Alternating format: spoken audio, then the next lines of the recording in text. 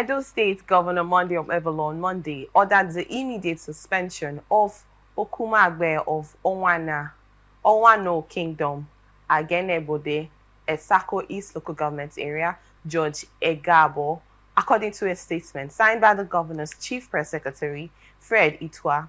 The traditional ruler was suspended indefinitely over recent cases of incest, killings, and kidnappings in his domain.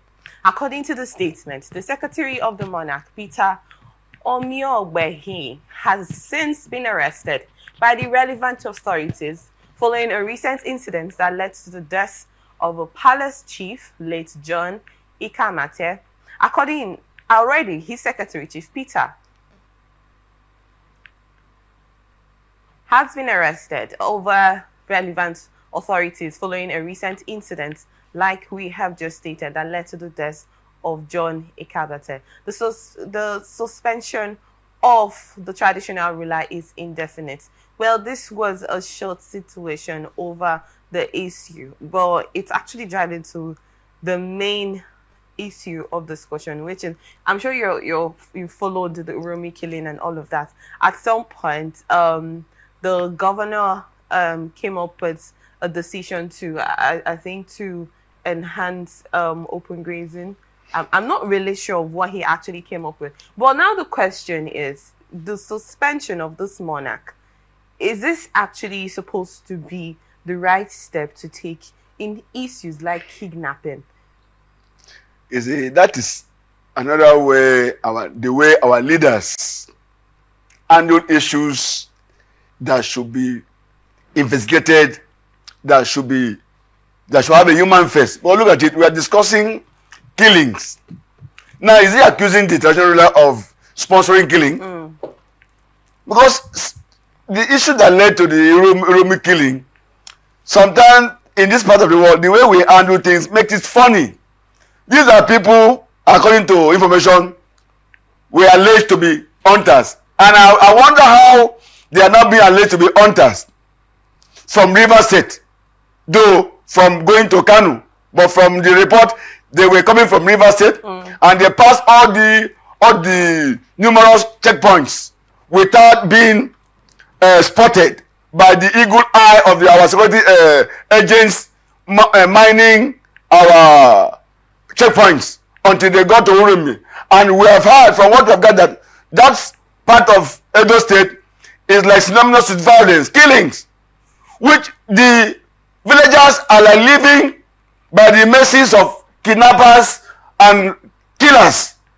And for them to have spotted these people with guns, and despite the what I would call jungle justice meted on them, ordinarily nobody should live in a space of anarchy and be happy to see somebody that is going out with gun and will be comfortable. Because when the authority fails to do the needful, people will now take laws into their hands. So what, for me, coming to the issue of the suspension of the chief or the royal father, is unfortunate. That should not be the way to go. He's trying to please, but it has become politics and also tribal sentiment. Now he's going to sacrifice the position of the primary ruler, maybe who is not in a way, who is not maybe supporting his, I want to be critical, who is not in a way supporting his political aspiration. Yes, he has become governor, but who knows, this man in question that he has suspended may not be somebody who has supported his political ambition. Now that he has become a governor, so let him bring him down. But do you think, does the state government have any upper hand over traditional rulers in a particular state? Ordinarily, it shouldn't be.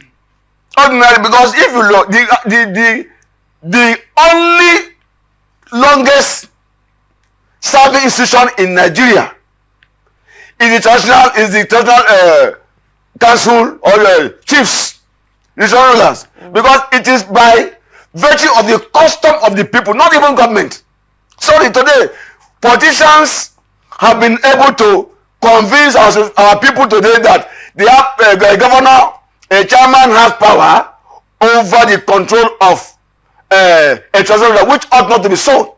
Today you can see that people, our politicians now embarrass our traditional rulers, which is the ancient institution that should be guiding even our democracy. But today now they have in a way taken over the power of who becomes the traditional ruler. So that's why too Okpebholo have the effrontery to do so, because they will hide under the one of the state laws to say, look, by virtue of the state laws, we are to control. Ordinarily, the oldest institution now, as in terms of public service, is the traditional institution, which should not be tampered with. But today, in our country, they have tampered with our traditional institution, which in a way has become like a laughing stock, which shouldn't be. So ordinarily, what is playing out in Edo State now, I would say, is that it has become political to status quo. You can see how they have been meeting. What about the killing in Plateau State? The killing in Benue State? Have you seen such a magnitude of meetings trying to see, oh, they are this and that? What we are, oh, some invaders. Some people come in and kill people without being, you can see the irony. Okay, if we have to look at it from a different angle, Mr. Frank, they say that in situations like this where communities are affected, the local vigilantes are supposed to be empowered. They are supposed to be, given certain arms and empowerment and, aids to, help them in reducing the crime from the local government. I agree with you. So I'm trying to get to a point, please. Don't you think that's the angle where Okpebholo was coming from? That the monarch of that particular community should have done something by, getting the vigilante in Uromi. It was a vigilante that caught the hunters. Yes, and what happened in the end? It's still going on. It's unfortunate. See, let me tell you. Don't you think that was a decision that Okpebholo decided? Okpebholo is taking, for me, is taking a wrong decision. I will say there's an element of sentiment.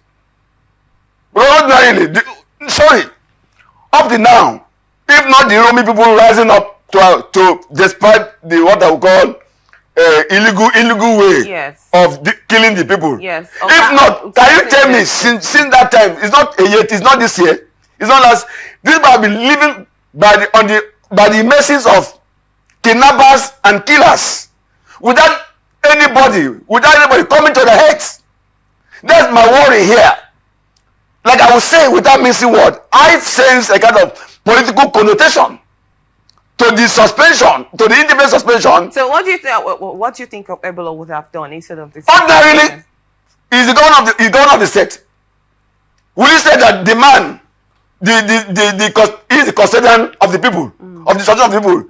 Is he accusing the monarch now of now sponsoring the killing going on in Uromi for years back? No, this one is not in the Uromi community. It's actually a I know. Okay. First, the information should be: did you see the hand of the king in this killing?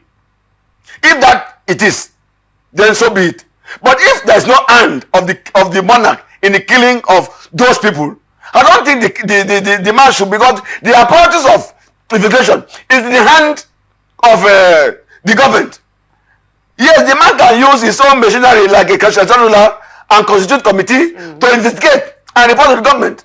But going to outright suspension and just independent suspension, I sense politics there. Sorry, I must be frank. But ordinarily, this is what to have come, is what to have called the man. The chief now, or whatever is a king. Say, please come. What is happening in your area?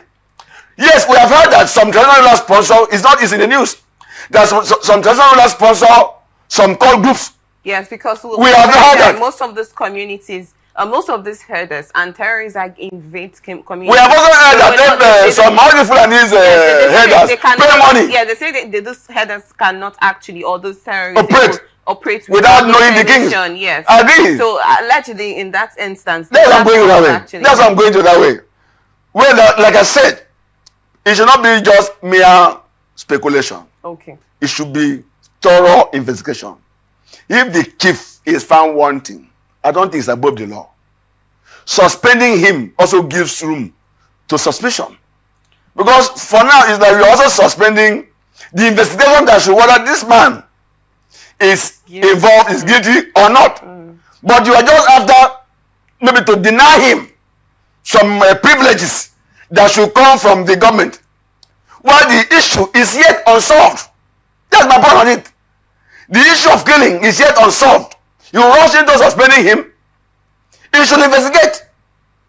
My king, come here. That's why sometimes we abuse everything in this part of the world, and that's why things are like not working in this part of the world. I am not against Okpebholo suspending the king if the king is found wanting.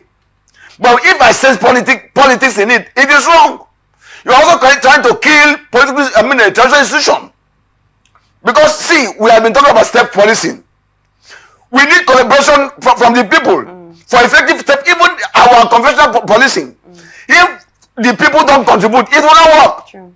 So for travel out of this country, if a neighbor is maybe under attack, the other neighbor will call police, and you see how the police over there will respond. But here, neighbors sometimes will carry phone and be videoing it and be video capturing what is happening without making effort to report the issue. So it's like we are playing with life in this part of the world. And for me, suspending the terror ruler does not solve the problem. Rather, it's like you are what is to escalate. Now, because you have the power to suspend and to deny the terror ruler the right, it's unfortunate. But if it's like I said, if the man is found wanting, that is it. Can the government actually do thorough investigation? But we are talking of killing of people.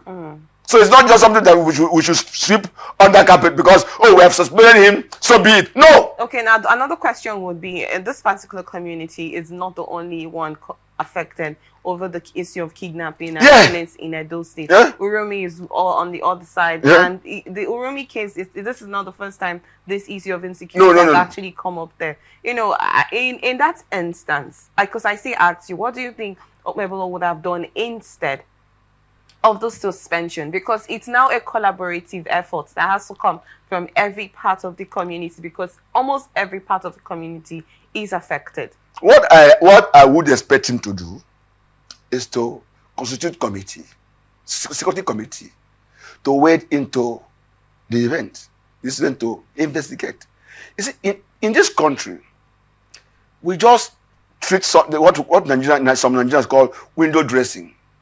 That now he has concluded his investigation by suspending the that is the end. Ordinarily, that shouldn't be.